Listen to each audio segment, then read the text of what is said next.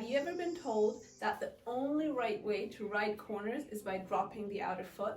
That you have to give back when you're riding steeps? That you always have to have your elbows pointing out?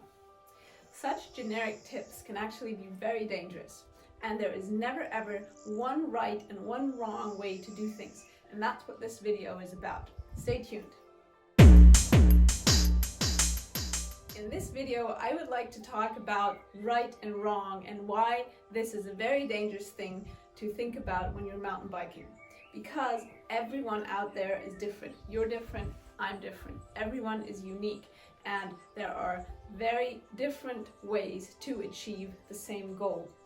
Of course, mountain biking is physics, and you can either adhere to the laws of physics and work in harmony with your bike and make it easy on yourself, or you can use a lot of strength, work against physics, and still achieve the goal. It depends on what you want to do and how you like riding. And that is what I would like to talk to you about today. Just say the front wheel lift. Right now, from the top of my head, I can think of 3 to 5 different ways to do a front wheel lift, and all of them achieve the goal. And why would one be right and one be wrong? Of course, one might have more advantages at a specific speed, or with a specific bike, or at a specific height. But why is one wrong and why is one right? You see what I'm getting at? In my eyes, the responsibility of a good coach is to choose the right skill for you.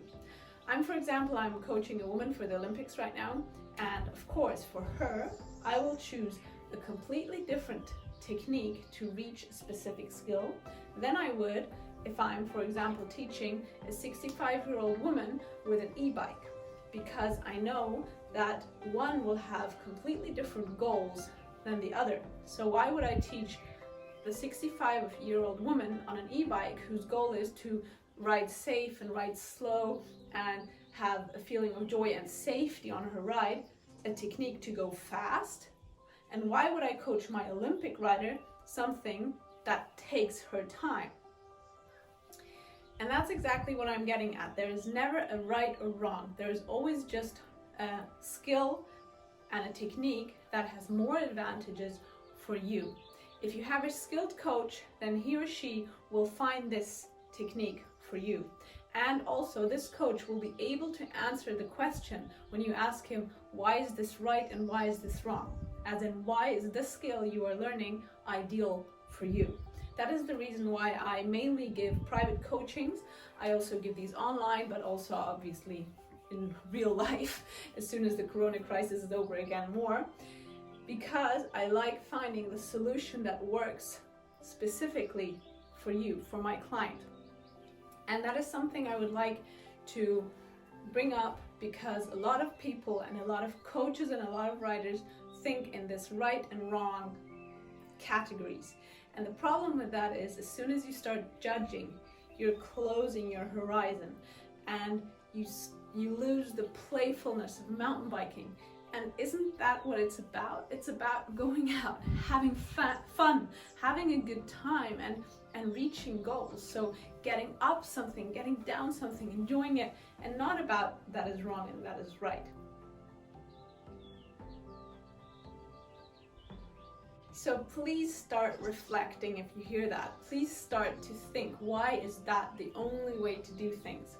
And even if you have generic tips such as you have to stay centered in your bike, you have to move your weight back, then always ask if you are really understanding the concept, because that is important for you to know and to feel what feels right for you and what feels safe.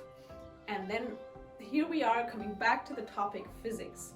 If we are staying balanced in our bike and we are in control, then it's going to give us a feeling of safety. If the bike is jerking us around, then it's not.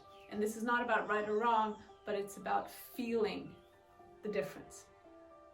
I really hope you enjoyed this video of today, which is kind of philosophical, maybe a little bit. And I would love it if you subscribe, and if you have any doubts or questions, then please use the comment section below.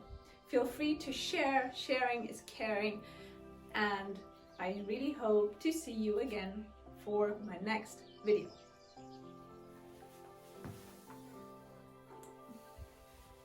And so does she. Goodbye.